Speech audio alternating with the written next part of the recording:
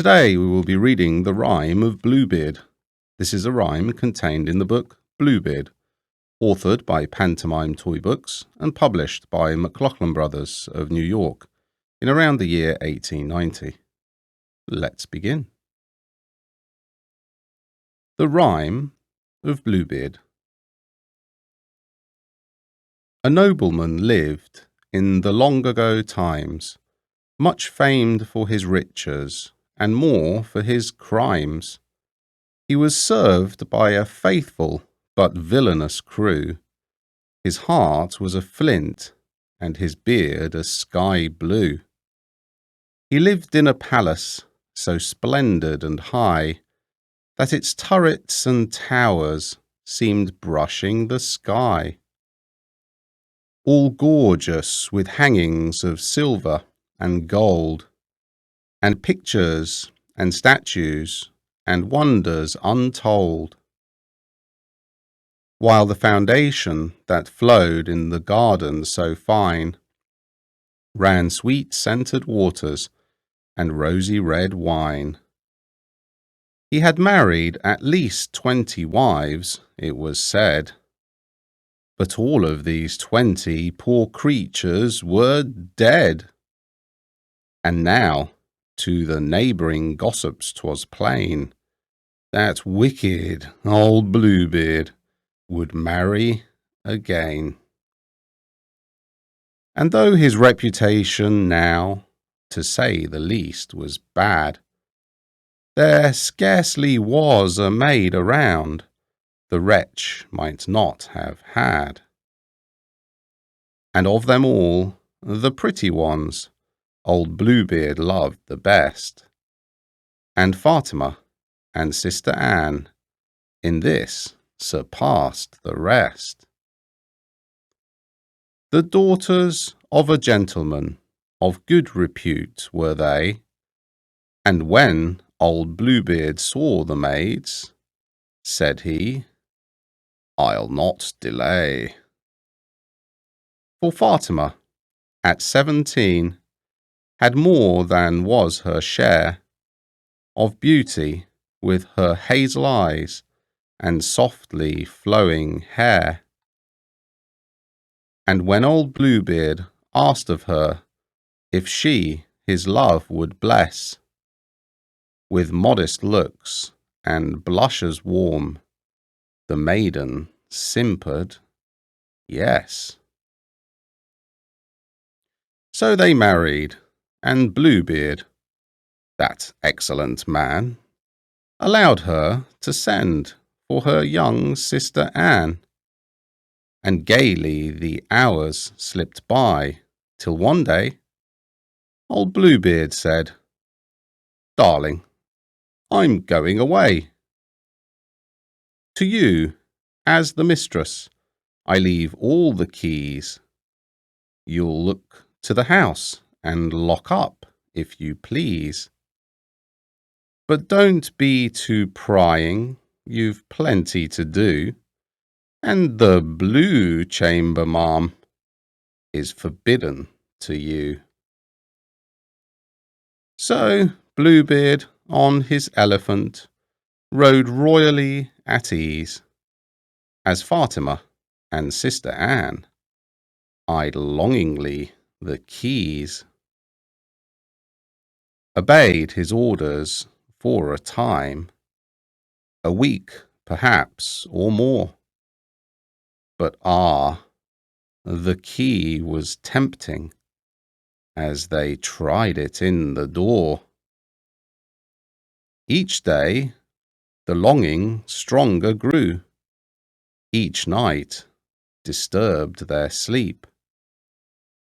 "What can be in that room," they said, "that we can't even peep?" They looked, and they longed, and they fidgeted round, and whispered, "We're not to obedience bound. If a husband has secrets, it can't be a sin for a good wife to know them." And then they went in. And there, such a sight met their terrified gaze that they almost dropped down in their fright and amaze. And what did they see, which astonished them so? Behind a blue curtain, hung all in a row, the late Mrs. Bluebeard's, the short and the tall, with heads, and without them, were hung on the wall. They stood for a moment, like two frightened deer, then flew from the chamber, all shaking with fear. When safe within their parlour locked, in peace they breathed again, but the key they both were shocked to see a bloody stain.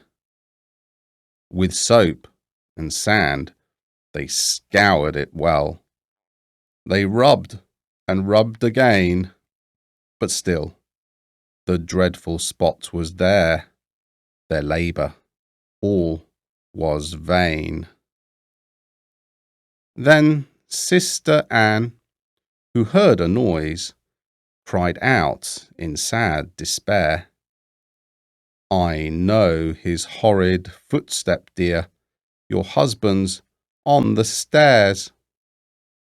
And so he was, and soon enough, upon the creaking floor, they heard the waddling monster's step as he drew nigh the door.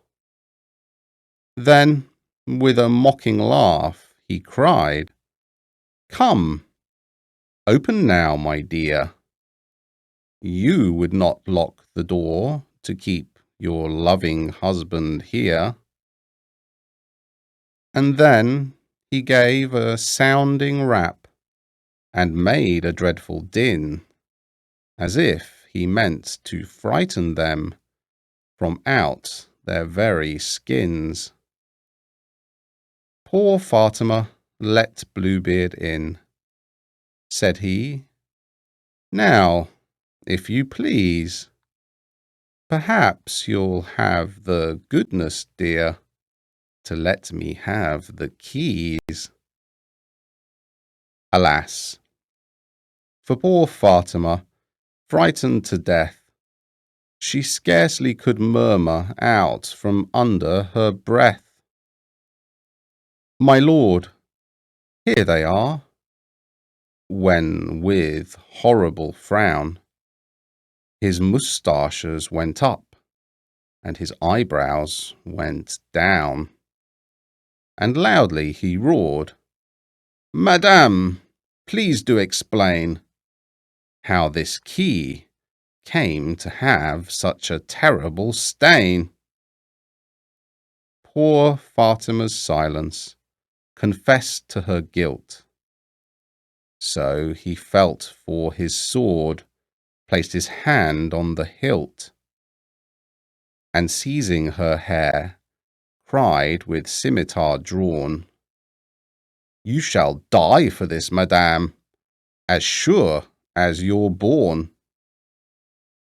But you may say your prayers, and without any flurry. I'll give you 10 minutes. I'm not in a hurry." Meanwhile, Sister Anne watched above in the tower. She's sent for her brother, and this was the hour when he should be coming, and under the hill some horsemen she sees, and they ride with a will. The moments fly fast, 'tis a desperate case, but Selim flies faster. He'll win the race. Oh, hasten, brave brother, he guesses her need. Spur, Selim, spur boldly, and gallop, good steed. The drawbridge is up, but he springs o'er the moat, and his scimitar runs through the murderer's coat. Old Bluebeard falls dead. But with joy I declare, pretty Fatima's saved, with 2 seconds to spare. The end.